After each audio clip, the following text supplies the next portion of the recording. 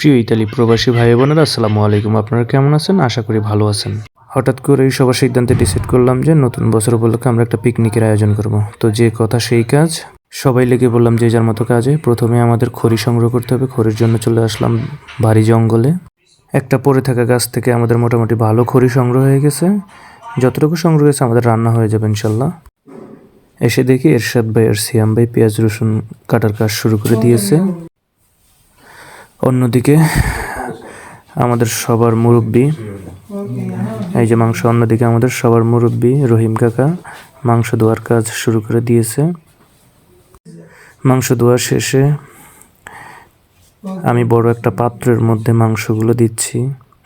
অন্যদিকে যাবতীয় সব মশলা দিয়ে মিক্স করতেছে মুরব্বি কাকা। মাংসগুলো ভালো করে সব মশলা দিয়ে মিক্স করতে হবে। ভালো করে মিক্স করে মাংসগুলো কিছুক্ষণের জন্য রেখে দিতে হবে।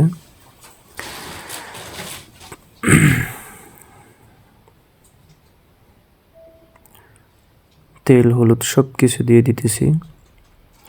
এই যে ভালো করে মিক্স করতে হবে মাংসগুলো। মিক্স করা প্রায় শেষ। এখন আমাদের সবার ছোট ওসমান ও হোসেন ভাই মাংসগুলো নিয়ে যাচ্ছে রান্না করার স্থানে। কুটুর কুটুর পায়ে হেঁটে যাচ্ছে তারা।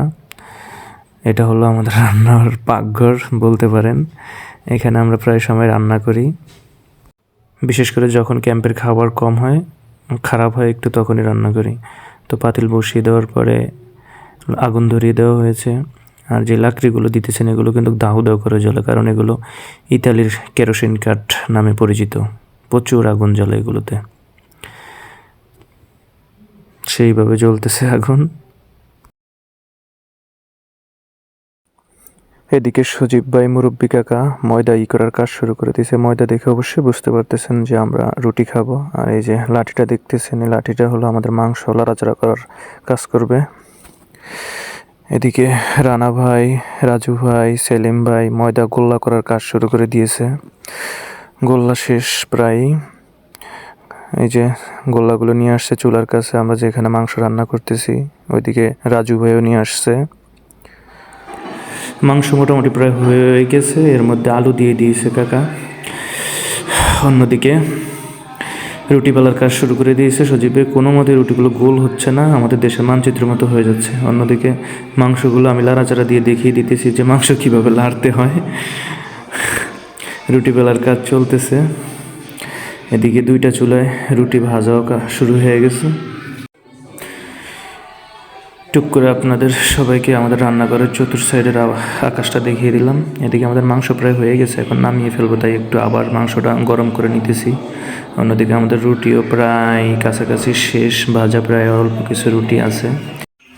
অন্যদিকে কাজ দেখানোর জন্য আরেক মুরব্বি কাকা আবিদ ভাই শেষমেশ রুটি বেলতে চলে আসছে। দেখতেই পারছেন মাংস প্রায় হয়ে গেছে, এখনই নামাবো। কি সুন্দর একটা কালার আসছে, কালা ভুনার মতো।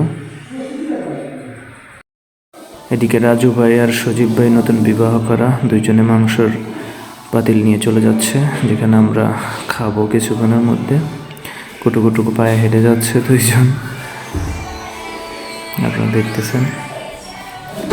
এই যে এখানে আমাদের কাদিম করা হবে। অন্যদিকে কন্যারাশি ওসমান রুটিগুলো নিয়ে আসতেছে, কারণ রুটিগুলো রুমের ভিতরে রেখে দিয়েছি, ঠান্ডা হয়ে যাবে, কারণ প্রচুর শীত পড়তেছে। এদিকে কাকা প্রত্যেকটা প্লেটে সমান করে মাংসগুলো দিতেছে। প্রায় মাংস দেওয়া হয়ে গেছে। এক ফাঁকে টুক করে আপনাদের সবাইকে সবার ক্ষমাগুলো দেখিয়ে দিতেছি, যেটা সবাই আমরা ইতালি প্রবাসী। এদিকে যে যার মতো খেতে বসে পড়ছে, কারণ অনেক ক্লান্ত সবাই অনেক কষ্ট করছে। রান্নাটা আলহামদুলিল্লাহ অনেক ভালো হয়েছে।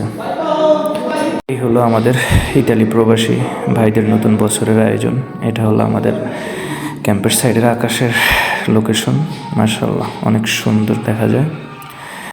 তো ভিডিওটা কেমন হলো অবশ্যই জানাবেন কমেন্ট বক্সে, আর ভালো লাগলে শেয়ার করবেন। অবশেষে সকল প্রবাসী ভাইদের জন্য রইল অনেক অনেক শুভকামনা। সবাই ভালো থাকবেন। আসসালামু আলাইকুম।